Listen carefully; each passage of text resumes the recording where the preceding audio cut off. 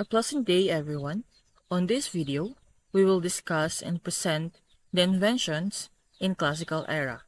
I and my group mates will appreciate your effort for listening and stay tuned to our report until its end. On this video, we will discuss some of devices that created or invented in classical era. The first object is stirrups. Stirrups was invented in China between 300 to 480. Stirrups make it harder to knock a rider from their mount and allow riders to be more effective swordsmen, archers, and lancers. A stirrup is a light ring or ring that holds the foot of a rider. It is attached to the saddle by a strap often called a stirrups ladder. It balanced the rider to not easily fall on the ground. The next one is the catapults. Catapults is a ballistic device used to launch in a projectile a great distance without the need of gunpowder or any other propellants, particularly various types of an ancient and medieval siege engine. It is also used for defense, battles, or wars. The great Dionysius, the elder of Syracuse, who was invented to develop a new type of weapon, which is the catapults.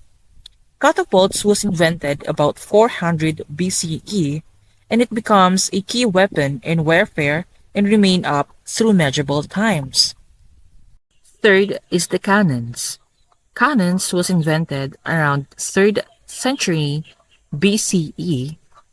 A cannon was appeared in China sometimes during the 12th to 13th century. It was most likely developed in parallel or as an evolution of an early gunpowder weapon called firelance. The advantage of producing or creating a cannon, it is a long-distance capability. Cannon has the ability to fire projectile over long distance, making them effective for use in battlefield and siege. High damage output. Cannon can deliver significant damage to its target, particularly when firing explosive or armored person around. The gunpowder. Gunpowder was invented in the 9th century during the late Tang Dynasty. Gunpowder is considered one of the 4 great inventions of China. Gunpowder, also commonly known as black powder to distinguish it from modern smokeless powder. It is the earliest known chemical explosive. Its origin in the East, gunpowder.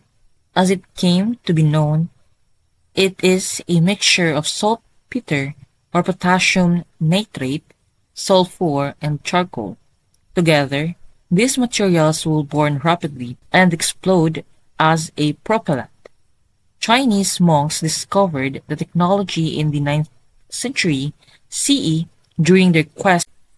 Gunpowder has been widely used as propellant in firearms, artillery, rocketry, and pyrotechnics, including use as a blasting agent for explosive in quarrying, mining, building pipelines, tunnels, and roads. Screw presses. Screw presses probably invented in Greece in the 1st or 2nd century BC. Screw presses have been used since the Roman Empire to press clothes. Screw is a machine construction, a usually circular cylindrical member with a continuous helical rib, used either as a fastener or as a force in motion modifier. Although the Pythagorean philosopher Archytas of Tarentum from 5th century BC is the alleged inventor of the screw, the exact date of its first appearance as a useful mechanical device is obscure, though invention of the water screw is usually ascribed to Archimedes from the 3rd century BC, Evidence exists of a similar device used for irrigation in Egypt at an early date. The screw press, probably invented in Greece in the 1st or 2nd century BC, and has been used since the days of the Roman Empire for pressing clothes. In the 1st century AD, wooden screws were used in wine and olive oil presses, and cutters, or we call taps, for cutting internal threads were in use. Shower. The ancient Greeks were the first known people to have showers, which were connected to their pipe plumbing system. In ancient times, the Greeks were often considered the inventors of shower system. Back then, wealthy Greeks enjoyed showers by drilling a hole in the wall and having a servant pour water into the hole from the other side. Now, who invented the shower? Fast forward to 1767, when the first patent for a shower was granted to William Pitham, a stove maker from Ludgate Hill in London. These early modern day showers were powered by a hand pump and used less water than baths. Astrolabe, originally invented between 200 and 150 BC. Muslim astronomers introduced angular scales to the design in the medieval Islamic world. The earliest date, 1295, is offered by the Majorcan astronomer Ramon Lowell. Later dates center around the late 15th century, with Samuel Porteous claiming that it was adopted for marine navigation by Martin Behame, a mariner not considered a trustworthy source by some historians. Metallurgy. The metallurgy originally invented between 200 and 150 BC. Muslim astronomers introduced angular scales to the design in the medieval Islamic world. When was metallurgy invented? Early metallurgy using native copper is documented at site in Anatolia and at the site of Tel Magzalia in Iraq, dating from the 7th to 6th millennia BC. Certain metals such as tin, lead, and copper can be recovered from their ores by simply heating the rocks in a fire or blast furnace in a process known as smelting. Printing press. Printing press invented by Johann Gutenberg in 1440. The printing press allowed for convenient reading, transportation, and replication of materials. By 1440, Gutenberg had established the basics of his printing press, including the use of a mobile, reusable set of types, and within 10 years, he had constructed a working prototype of the press. In 1445, Gutenberg put his press to commercial use, producing thousands of indulgences for the church. What were the problems or conditions in the society that the inventions or technological developments were trying to solve or address? Hunger. Farming technologies have helped solve hunger in the Western world. So, agricultural research has reduced poverty, especially research to increase the productivity of important established crops like rice, maize, beans, peanuts, and pigeon pea have played an important role in reducing poverty in these areas. So, a sub-investment in dairy technologies in post-harvest processing and storage. Disease. Medical technologies have helped cure disease. So, the doctor and the nurse now use handheld devices to record real-time data from patients and instantly update their medical history. So, this results in enhanced accuracy and efficiency in terms of diagnosis and treatments. In terms of time, technology has aimed to streamline tasks, boost efficiency, and create more leisure time. Healthcare advancement target improving diagnostics, treatments, and overall patient care. Education, technology strives to enhance learning accessibility, engagement, and customization. This innovation addresses societal needs for convenience, better health outcomes, and quality education. How did the invention technological developments solve the problem? What were the problems conditions in the society that the invention technological developments were trying to solve or address? Farming. Agriculture has moved from the hunter-gatherers to farmers, reducing human migratory patterns. Why were the invention technological developments significant? Curing disease, medical technologies like vaccines and antibiotics have improved public health and increased life expectancy. What were the benefits delivered by society from the invention technological development?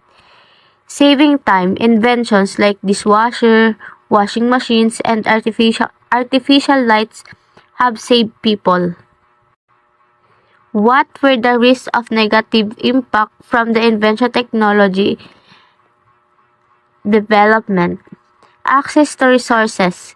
Access to energy, electricity, sanitation, and clean water has transformed the lives of billions. Global collaboration, transport, telephones, and the internet have allowed people to collaborate on problems at a global level. If you were given a chance to improve an invention technology, what will be your recommendation? Marine transport. The sail has emerged as a means of harnessing the wind for small boats. Industrial ecology. This field examines industrial process to maintain such sustainable technological growth. Inventions and technological developments are often considered significant and revolutionary for several reasons. Our technology advancements and inventions are frequently seen as important and revolutionary for a number of reasons. Though the progress of society has been made possible by several inventions and technological advancements that have significantly raised the standard of living for both individuals and communities. In addition to simplifying work and offering answer to current issues, they have improved everyday living in a number of areas, including healthcare, transportation, and communications.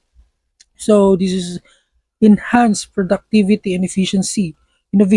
Innovations and technical advancements have resulted in heightened productivity and efficiency across a range of industries. Higher productivity and economic growth are the result of the automations of manual jobs, streamlining of procedures, and facilitation of faster and more accurate productions. So, and industries have completely changed. A few invention and technical advancement have upended long-standing conventions and completely changed industries. The development of the internet, for instance, transformed communication. It is important to note that the significance and revolutionary nature of inventions and technological developments can vary depending on the context and the specific importance they have on society, industries, and individuals. What were the benefits derived by society from the inventions and technological developments?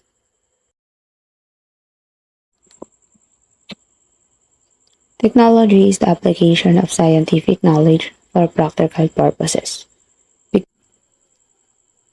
So global health and literacy rates have significantly increased as a result of technological improvements. To improve health equity and overcome physical obstacles, telemedicine, for example, makes healthcare services accessible to promote populations. Technological advancement has led to many benefits, such as the saving lives through medical advancements and extending health and literacy around the globe. Similarly, online learning environments and digital education resources have democratized access to education, allowing people in areas to gain information and skills, independent of their location or socio-economic standing. This has made people are more capable. Similarly, online learning environments and digital education resources have democratized access to education. This has made people more capable of pursuing higher learning and personal growth, improved educational options, and higher literacy rates. What were the risks or negative impact from the inventions of technological developments? Overuse of social media and mobile devices can give a negative influences to our mental and physical health, and it can pressure our relationships to other people, and it can also make our daily routine tangled, especially to the important assessments we always do. And here are some of the psychological and physical effects of technological developments. The negative impact of technological developments in psychological are depression, anxiety, isolation, and other mental health issues, while physical health effects are eye strain, poor posture, sleep problems, and physical inactivity. But there's also another effects of technological developments which are low academic performance, lack of attention, low creativity, and social issues. One of the main factor of these were being more dependent and focused to technology that we often forget our daily tasks in our life that leads us to addiction, which are excessive time spent on devices can lead to negative health effects such as sleep deprivation and increased stress levels of hormones. And the other parts of negative technological developments are job displacement, which can replace human workers in certain industries. Second, privacy concern, which has the high risk of our unauthorized access of our accounts we always use. And the last part are the public safety and national security, which has the highest risk to leak our public What were some of the societal benefits derived from classical era inventions and technological advancements? Approximately from 500 BCE to 500 CE, the classical era experienced an abundance of beneficial inventions and technological advancement. Agricultural inventions. The invention of the iron flow raised agricultural output, which in turn fueled population expansion and surplus food production. Number two, agricultural achievements. Using new building methods and engineering advancements, famous buildings like the Parthenon in Athens and the Colosseum in Rome were built, demonstrating the era's mastery of both architecture and engineering. Number three, infrastructure and road development. The building of vast road networks like the Roman roads aided in the movement of the military trade and communication while fostering cultural and economic interchange. Number four, water management system. The provision of clean water through innovations such as aqueducts, cisterns, and sewage systems enhance public health. Mechanical engineering innovations like the water mill and the windmill improve productivity in various industries such as milling grains and pumping water, contributing to economic growth and efficiency. Military technology, the advancements in weaponry, such as the development of better armor, engines, and military tactics, improved the effectiveness of ancient armies, shaping the course of history through conquest and defense. Mechanical engineering technological advancement like the water and windmill increased output across a range of industries including grain. The important achievements of classical technology were in those aspects of technology that were non-physical in nature, coinage, alphabet, improvements in navigation, engineering, and scientific research have been made possible by the contributions of ancient mathematicians and astronomers such as Euclid and Ptolemy, who laid the groundwork for contemporary mathematics and astronomy. Philosophical and scientific contributions, thinkers such as Socrates, Plato, and Aristotle developed philosophical and scientific ideas during the classical era, which influenced Western intellectual traditions and established the foundation for contemporary science and philosophy. These discoveries and developments profoundly affected society, the economy, the culture, and technology, influencing the path of human history and establishing the groundwork for further development.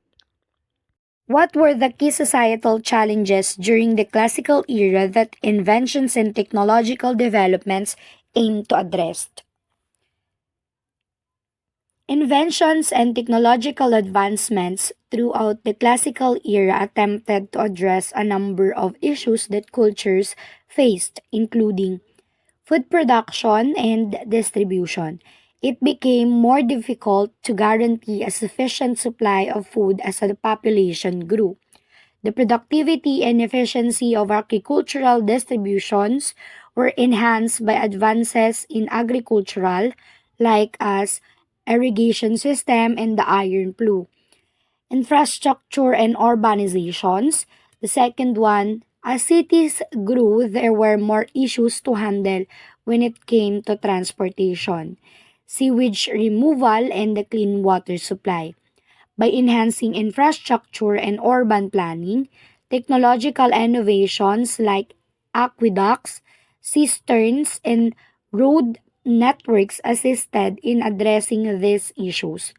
The third one is the defense and security. Internal strife and foreign invasions pose a threat to societies. Military technology sought to improve military capabilities and uphold societal stability through improved armor, weaponry, and fortification. Number 4. Health and sanitation. The spread of diseases was facilitated by inadequate sanitation and hygiene in densely populated places. Aqueducts and sewage systems are examples of public health measures and water management systems that were created to enhance sanitation and public health issues. Fifth one, communication and trade. Inadequate transportation and communication networks made it difficult to facilitate communication and trade over great distances. By increasing connectedness and enabling the flow of commodities and ideas, innovation in writing systems, road constructions, and maritime technology contributed to overcome of these difficulties. The last one, the labor and productivity. The main method of production was manual labor, and economic expansion required higher productivity.